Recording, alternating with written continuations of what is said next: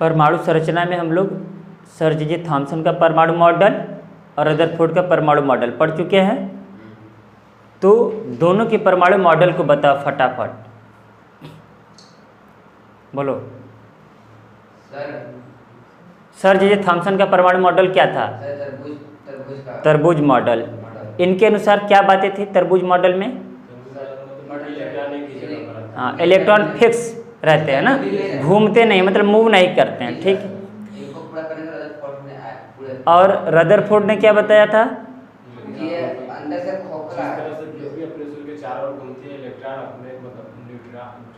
नाभिक के चारों ओर घूमते हैं, ठीक है। उन्होंने बताया कि तरबूज में जिस तरीके से बीज धसे होते हैं उसी तरीके इलेक्ट्रॉन भी परमाणु में धसे होते हैं। उन्होंने बताया था, किसी ने? सर जे थॉमसन ने पहला परमाणु मॉडल उन्होंने प्रस्तुत किया था, जिसे क्या कहा गया? तरबूज मॉडल, प्लम पुडिंग या रेजिन पुडिंग मॉडल, ठीक है। उन्होंने कहा पूरा का पूरा गुद्दा वाला पार्ट, मसल्स वाला पार्ट क्या है? धनावेशित है, और उसके बीज जो है इलेक्ट्रॉन की तरह ऋणावेशित है, ठीक। लेकिन रदरफोर्ड जब आते हैं तो रदरफोर्ड नाभिक का खोज कर देते हैं, इसलिए उनके मॉडल को क्या कहा गया? परमाणु का नाभिकीय मॉडल। और उन्होंने क्या बताया कि परमाणु ठोस नहीं होता है उसकी तरीके से, बल्कि परमाणु पूरा पूरा भाग उसका खोखला होता है कि नहीं? और इलेक्ट्रॉन उसमें धसे हुए फिक्स नहीं रहते, बल्कि इलेक्ट्रॉन क्या करते हैं, ठीक है ना? इलेक्ट्रॉन धसे हुए नहीं होते हैं, बल्कि इलेक्ट्रॉन क्या होते हैं? गति करते हैं, किसके और? नाभिक के चारों ओर। लेकिन उन्होंने ये नहीं बताया कि फिक्स कक्षा में है कि नहीं, बस यूं ही नाभिक के चारों ओर गति करते हैं, बस इतना। और उन्होंने तुलना कैसे कर दी? उनका मिलता कैसा है? सौर मंडल की तरह, जैसे सूर्य के चारों तरफ पृथ्वी गति करती है वैसे ही ये गति करती है, ठीक है ना। और उन्होंने किस पर अपना प्रयोग किया था? तो सोने के पत्र पर।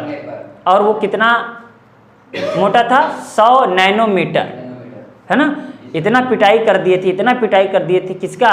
सोने के पत्र का, कि वो बहुत पतला हो गया था। 100 नैनोमीटर, लगभग ऐसा माना जाता है कि उसमें 100 या 1000 परमाणु ही बस रह गए थे, ठीक है। उन्होंने जो जो बातें देखी हैं हम लोग पढ़ चुके हैं कि अधिकांश अल्फा कण पार हो जाते थे, कुछ अल्फा कण कुछ एंगल से मुड़ जाते थे, और 20,000 में से एक अल्फा कण 180 डिग्री पर वापस हो जाता था, ठीक है ना। इतना पढ़ चुके थे।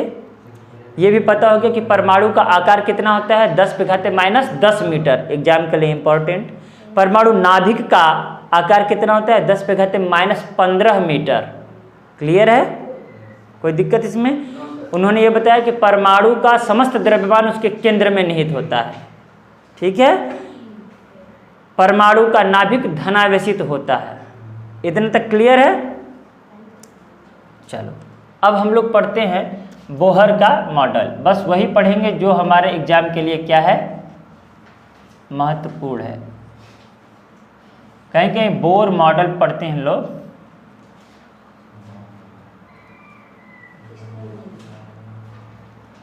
ठीक है। इन्होंने एक अच्छी चीजें बताई। क्या अच्छी चीजें बताई?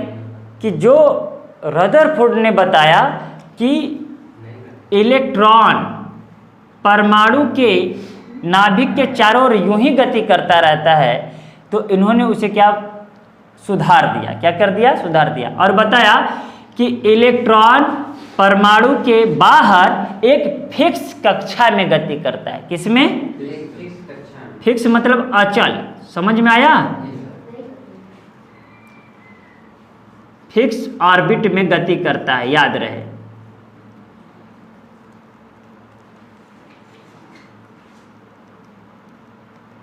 क्या गति करता है भाई? इलेक्ट्रॉन, ठीक है ना। इलेक्ट्रॉन अचल कक्षा में गति करता है। इनसे भी पहले हमने ये बता चुका है कि मैक्सवेल ने रदरफोर्ड को गलत साबित कर दिया था, और वो क्या बताए थे? कि कोई भी आवेशित कण जब वृत्ताकार पथ पे गति करता है तो अपनी ऊर्जा को इसका मतलब कि अगर इलेक्ट्रॉन इसके चारों तरफ गति कर रहा है यहाँ पे, है ना, तो ये क्या करेगा? आते आते सर्पिलाकार गति करते करते इसी में कोलैप कर जाएगा और परमाणु नष्ट हो जाएगा, समाप्त हो जाएगा। तो इसका मतलब रदरफोर्ड ने परमाणु के स्थायित्व की भी व्याख्या नहीं की थी। इतना तक पढ़ चुके थे। और ये बात किसने बताई थी भाई? तो मैक्सवेल ने बताई थी। क्या बताया था कि कोई भी आवेशित कण वृत्ताकार पथ पे गति करता है तो ऊर्जा क्षय करता है, और इस तरीके से इलेक्ट्रॉन एक सर्पिलाकार पथ पे गति करते करते नाभिक में कोलैब हो जाएगा, मिल जाएगा, और परमाणु नष्ट हो जाएगा।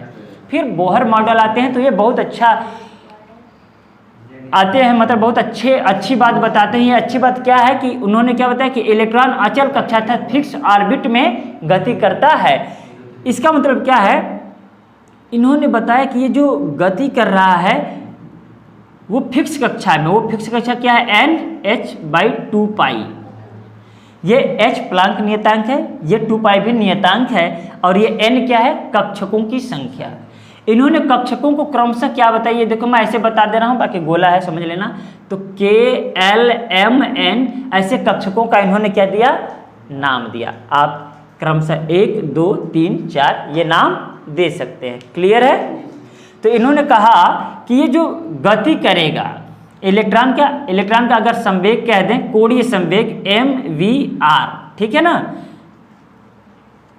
कोणीय संवेग क्या होता है, नहीं समझ में आया? अच्छा ये बताओ, ये जब कोई कण चल रहा है तो वेग बोलते हो ना? हैं? इस कण में कुछ द्रव्यमान होगा, हैं? तो संवेग बराबर अभी क्या पढ़े? mv पढ़े ना? तो कोई भी गतिशील कण का क्या कहलाता है? संवेग कहलाता है। कुछ द्रव्यमान होगा, अगर वो चल रहा है तो संवेग है।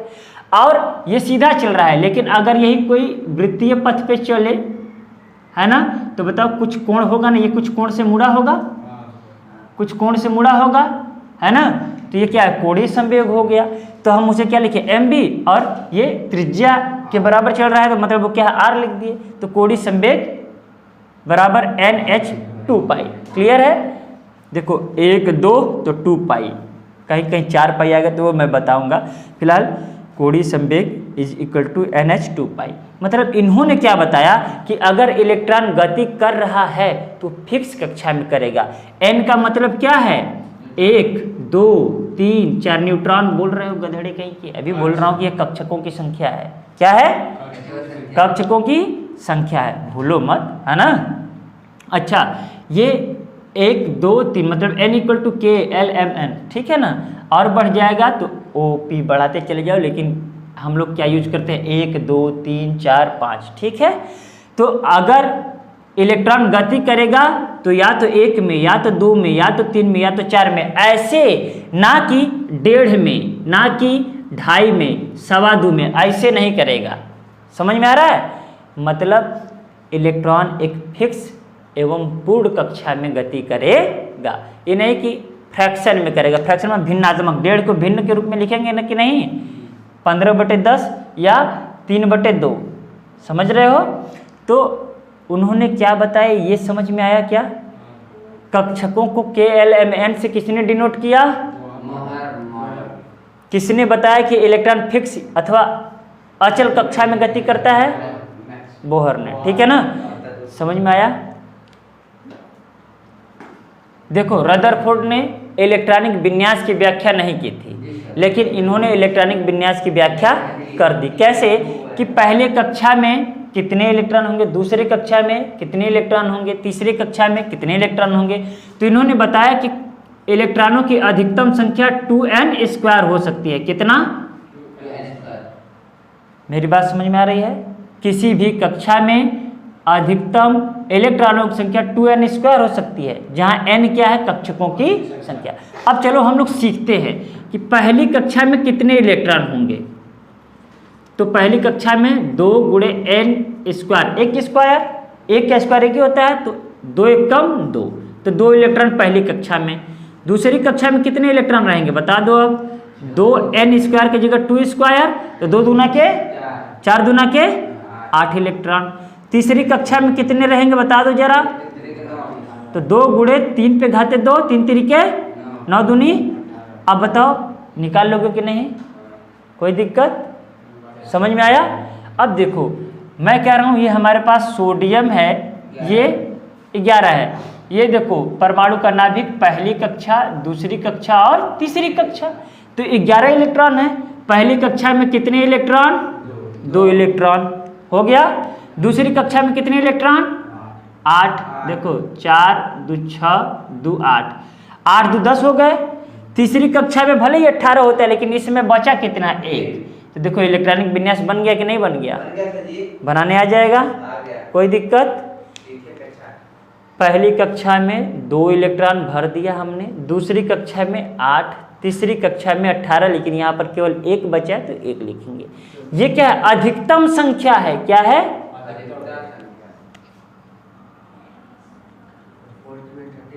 कक्षा में इलेक्ट्रॉनों की अधिकतम संख्या।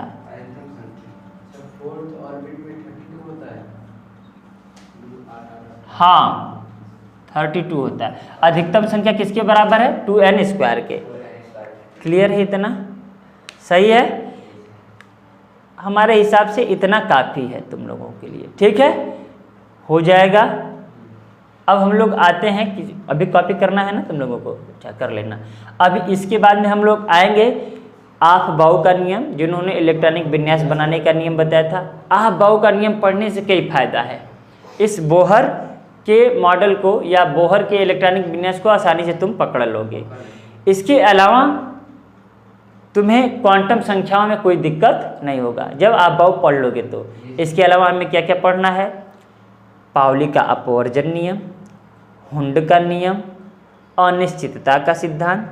बस इतना करने के बाद इससे रिलेटेड क्वेश्चन हम लोग करेंगे, और उस क्वेश्चन में जब थियरी से कुछ बच जाएगा तो मैं उसी टाइम क्वेश्चन से क्या कर दूंगा? एक्सप्लेन कर दूंगा। ठीक है ना? कम से कम 50-60 क्वेश्चन, जितने भी क्वेश्चन होंगे, 100 क्वेश्चन भी अगर परमाणु संरचना से बनेंगे तो एक एक क्वेश्चन को व्याख्यात्मक हल में बता दूंगा तुम लोगों को। ठीक है, ताकि इससे क्वेश्चन ना छूटे। कॉपी करो फटाक से, फिर हम लोग दूसरी बात करते हैं। अब ये आप बाउ के नियम पढ़ने से पहले हम लोग ये ध्यान में रख लेते हैं कि जो बोहर ने बताया था कक्षा, उसको क्या क्या कहते हैं, उसके अंतर्गत क्या क्या होता है, और इलेक्ट्रॉन जो कि फिक्स कक्षा में गति कर रहा है वो वाकई में होता कहाँ है, क्या होता है या फिर अनुमान लगाया जाता है। तो देखो पहली बात तो कक्षा ये है, इस कक्षा को ऑर्बिट बोलते हैं। क्या बोलते हैं? ऑर्बिट। याद रहे, इसी कक्षा को हम लोग एक अन्य नाम से जानते हैं, कोश, सेल। क्या? कोश। ठीक है, इसी को हम लोग ऊर्जा स्तर बोलते हैं। क्या बोलते हैं? ऊर्जा स्तर। इतना क्लियर है?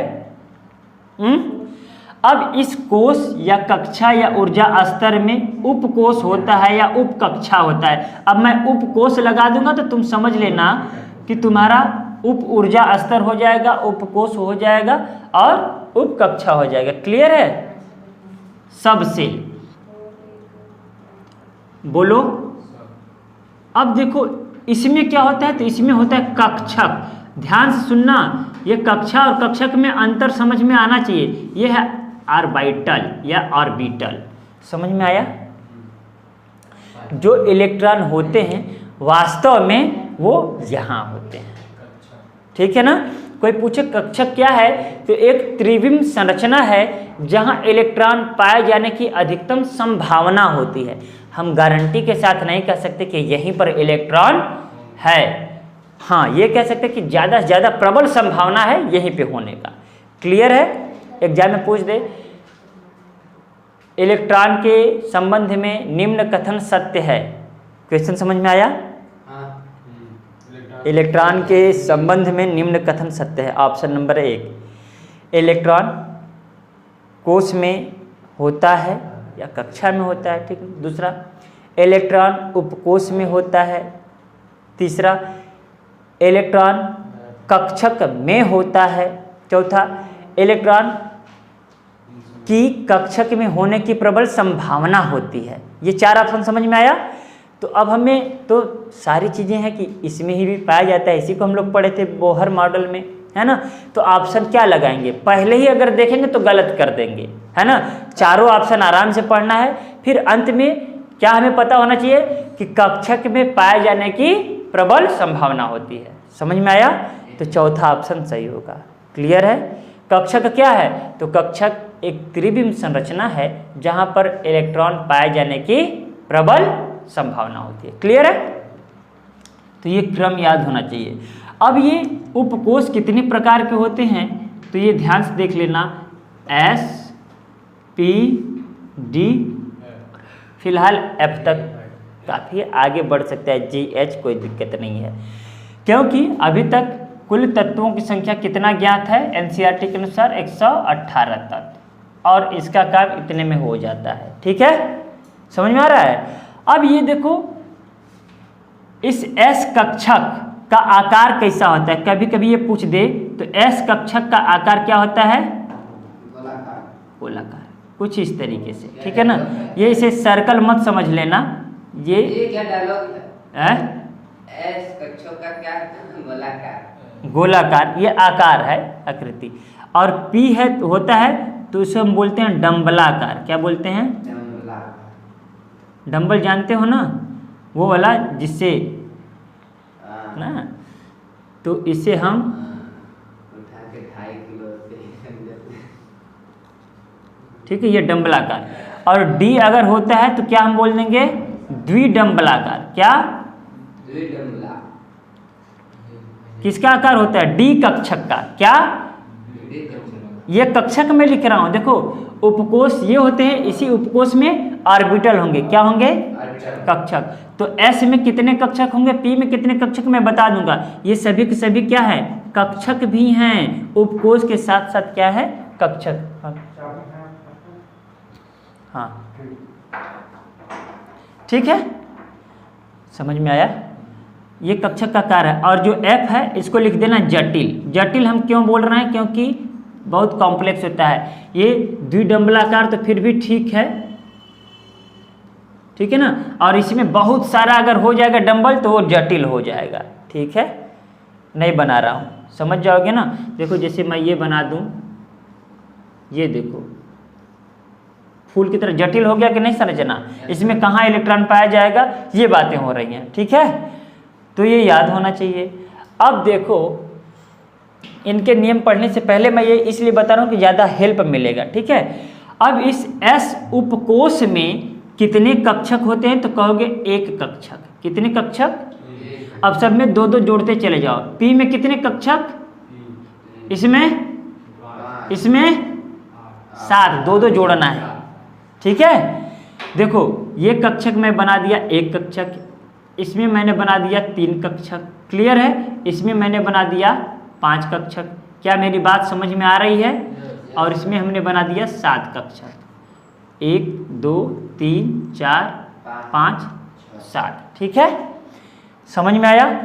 अब याद रहे कि एक कक्षक में ज्यादा से ज्यादा 2 इलेक्ट्रॉन हो सकते हैं। कितने इलेक्ट्रॉन? 2। और जिनका चक्रण क्या हो? विपरीत हो। इतना याद आया? समझ में आया? बातों को लिखना भी है तुम लोगों को समझ करके कि एक ऑर्बिटल में मैक्सिमम कितने इलेक्ट्रॉन हो सकते हैं, जिनका चक्रण कैसा हो सकता है? विपरीत, एक क्लॉकवाइज और दूसरा एंटी क्लॉकवाइज। समझ में आया? कोई दिक्कत? तो इस तरीके से S कक्षक में कितने इलेक्ट्रॉन हो सकते हैं? 2, क्योंकि इसमें एक ही ऑर्बिटल है। P कक्षक में कितने हो सकते हैं? 2 6। और D में ये झापड़ मारेंगे। 5 कक्षक दिख रहा है तुमको, फिर भी कह रहे 1 इलेक्ट्रॉन रहेंगे इसमें। 5 रहेंगे बस। 10 होंगे। देख रहे तुमसे कुछ हो नहीं पाएगा, घर पे नहीं पढ़ रहे हो तुम। ये F में कितने हैं? 7। तो कितने इलेक्ट्रॉन? 14। मैक्सिमम 14। ठीक है ना, जरूरत के हिसाब से कम भर सकते हैं लेकिन 14 से ज़्यादा नहीं। तो इस तरीके से तुम्हें ये याद होना चाहिए कि अगर S ऑर्बिटल है तो इसमें मैक्सिमम 2 इलेक्ट्रॉन। क्लियर है? इसमें 6 इलेक्ट्रॉन, इसमें 10 इलेक्ट्रॉन और इसमें 14 इलेक्ट्रॉन। मतलब जब भरोगे ना तो देखते हो 1s2 2s2 ही बोलते हैं ना, 2p6 याद अक्सर आता है कि नहीं? ये ज़्यादा से बोल सकते हैं, कम का भी जरूरत पड़े 2p1 भी लिख सकते हैं। अभी करेंगे हम लोग। इतना क्लियर है? अब आप बाउ का नियम आता है। तो आप बाउ का मतलब होता है, एक जर्मन भाषा है, उसका अर्थ होता है निर्माण होना या निर्माण करना। कुछ बनाना जाना है तुमको, जाओ। निर्माण करना और या फिर यूं क्या है, निर्माण करना। निर्माण करना मतलब किसका निर्माण करना? इलेक्ट्रॉन कक्षक में व्यवस्थित होना, इसका तात्पर्य यही है। ठीक है, तो इन्होंने बताया कि जो परमाणु है, इस परमाणु में जो इलेक्ट्रॉन हैं वो क्या हैं?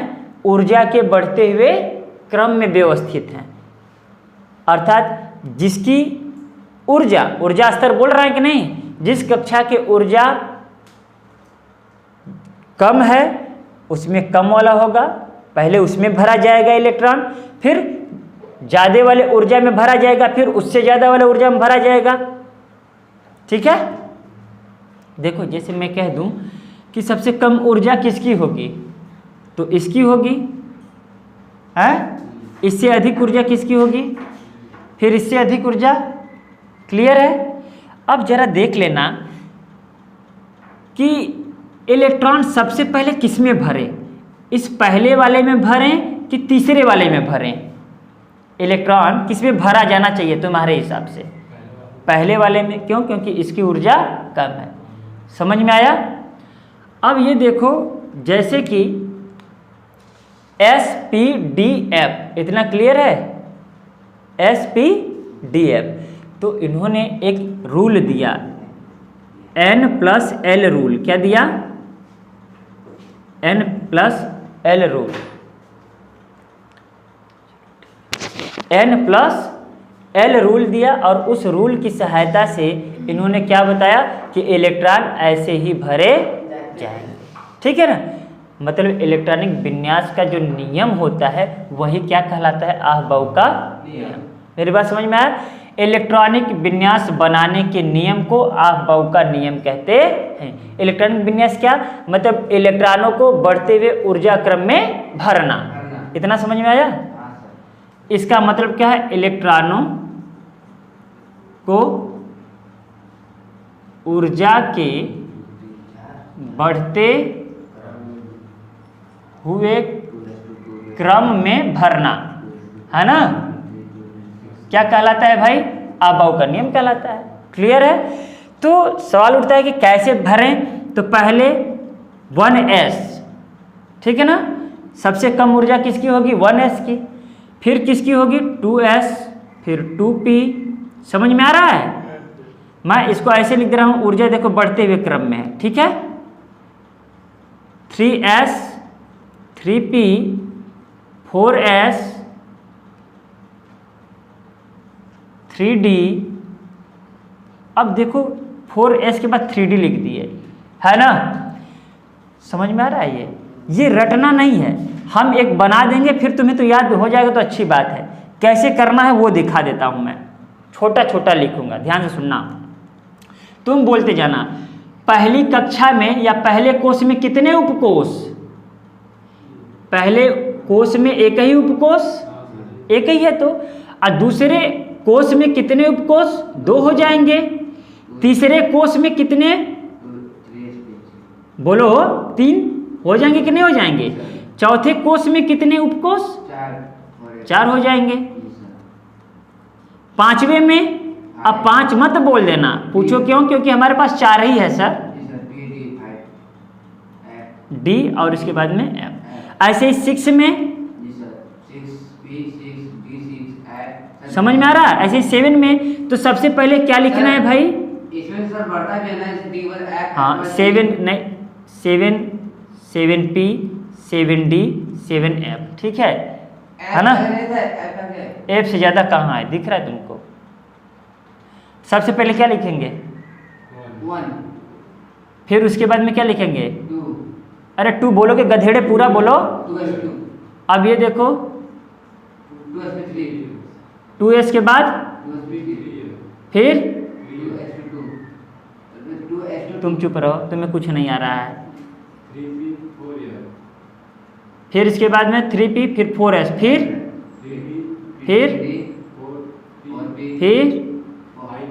5s, बोलते जाओ 4D, फिर 5P, 6S, 4F, 5D, 6P, 7S। समझ में आ रहा है? ये तीर समझ में आ रहा है कि नहीं? ऐसे ही तीर लगा करके तुम लिख लो। तो मैं एक लाइन खींच दे रहा हूँ। 4S के बाद क्या आता है? 3D, 3D के बाद क्या आता है? तुम यहाँ से देख लोगे कि तुम्हें क्लियर हो जाएगा। 4P, 5S, क्या मुझे लिखना पड़ेगा? ये तुम खुद कर सकते हो कि नहीं, ये बताओ, है कि नहीं? ये तुम्हें क्रम याद होना चाहिए, ठीक है? इतना लिखो, मैं क्वेश्चन इलेक्ट्रॉनिक विन्यास का करा देता हूं, बस बात खत्म। ये होमवर्क रहेगा, घर से करके आना। मैं इनमें से 2 बता दे रहा हूं, ठीक है ना? बस याद रखना है कि S में हम ज़्यादा से ज़्यादा कितना भर सकते हैं? 2 इलेक्ट्रॉन, P में 6, D में 10 और F में 14। इससे ज़्यादा हो ही नहीं सकता, ठीक है? कम से कम आप जितना भर सकें, कोई दिक्कत नहीं है।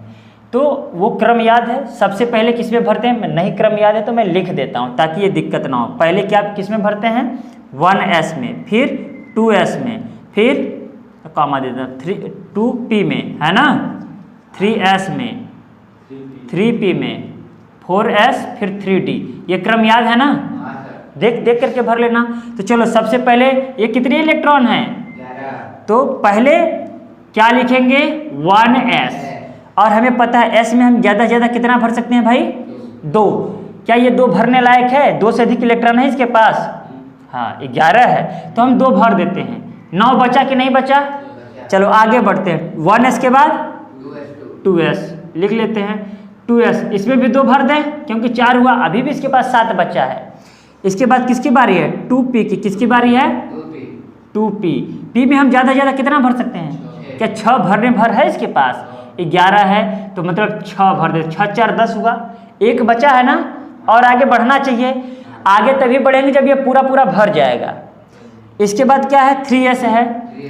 3S में हम 2 तक भर सकते हैं, लेकिन ये देखो 10 2 12 हो गया। यहाँ इसके पास कितना है? तो हमें कितना भरना चाहिए था? 1। क्लियर है? ये नहीं है कि यहाँ पर 2 लिखा है तो 2 ही हमेशा भरेंगे ना, जितना जरूरत है। क्लियर है? ये वाला भी एक देख लो, फिर बाकी घर पे करना। ये क्या है? P। सबसे पहले किस में इलेक्ट्रॉन भरना है? 1S में। कितना भर दें भाई? 2, क्योंकि इसके पास अवेलेबल है। फिर उसके बाद में 2S लिख देता हूँ, इसमें भी 2 भर दिया। 2S के बाद किसकी बारी? 2P की। 2P में कितना भरूँ? 4 हुआ, 6 रखूँगा तो 10 ही होगा, इसके पास 15 है। आगे बढ़ूँ 3S। 3S में यहाँ 1 भरा तो क्या 1 ही भरूँ? नहीं, यहाँ 15 है, अभी 10 ही हुआ है, तो 10 2 12, अभी भी 3 बचा है मेरे पास। आगे बढ़ूंगा। 3P है, तो क्या 3P में 6 भर दूं? अरे भाई 10 8 18 हो गया, है कितना? 15। तो हमें इतना नहीं भरना चाहिए। गिनो 10 2 12, 12 1 13 14 15। तो यहाँ पर कितना भरना है? 3। इलेक्ट्रॉनिक विन्यास का यही नियम है। समझ में आया? घर से इतना करके तुमको आना है। समझ में आया? अब जब ये आ जाएगा तो क्वांटम संख्या निकालना मैं सिखा दूंगा। बस लगभग चैप्टर समाप्ति की ओर पहुंच जाएंगे। ठीक है, कॉपी कर लो। मिलेंगे कल अब हम लोग।